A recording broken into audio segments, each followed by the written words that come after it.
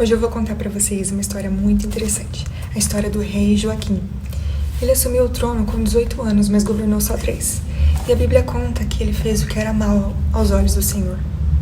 Então o rei da Babilônia conquistou a cidade e levou todo mundo cativo, inclusive o rei.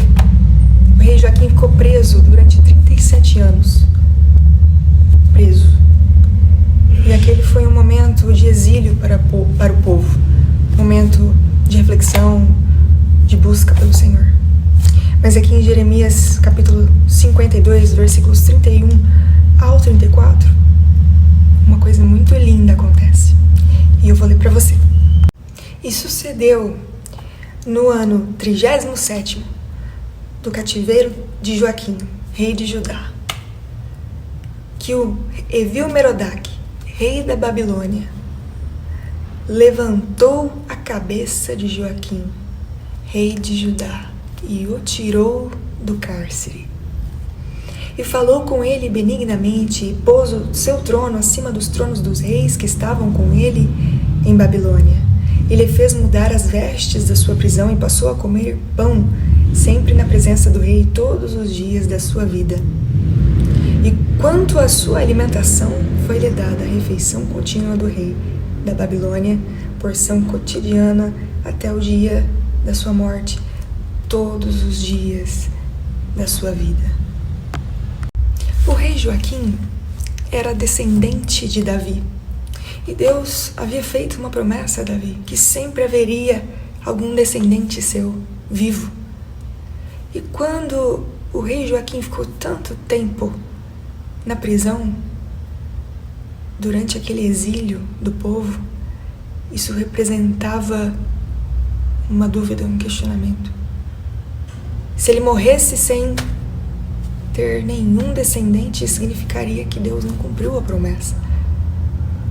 Mas Deus fez além de cumprir a promessa. Ele não só tirou o rei Joaquim da prisão, como fez mais. Honrou o rei Joaquim. Trocou as suas vestes, tirou as vestes da humilhação e colocou as vestes de honra. Tirou a identidade de escravo e colocou uma identidade de livre. Em Eclesiastes, capítulo 7, versículo 8, está escrito que melhor é o fim das coisas do que o princípio delas. E na Bíblia nós temos tantos exemplos de pessoas que a segunda parte das suas vidas foi muito melhor do que a primeira. Olha Jó, por exemplo. Deus restituiu em dobro tudo que Jó havia perdido. Por isso eu digo para você, a história do rei Joaquim é uma história de inspiração, para que você e eu não desistamos, não paremos no meio do caminho, mas que ao contrário, prossigamos em direção ao alvo que Deus tem para nós, porque Ele é fiel para cumprir as promessas. Apesar de nós sermos falhos, Ele não é falho. Isso nos lembra que o passado não define o nosso destino, ainda mais quando há intervenção divina, né? Nenhuma situação é tão fechada que Deus não possa abrir as portas. Nosso Deus é o Deus do impossível. Tudo é possível àquele que crê. Existe alguma coisa impossível, difícil demais para ti, Deus?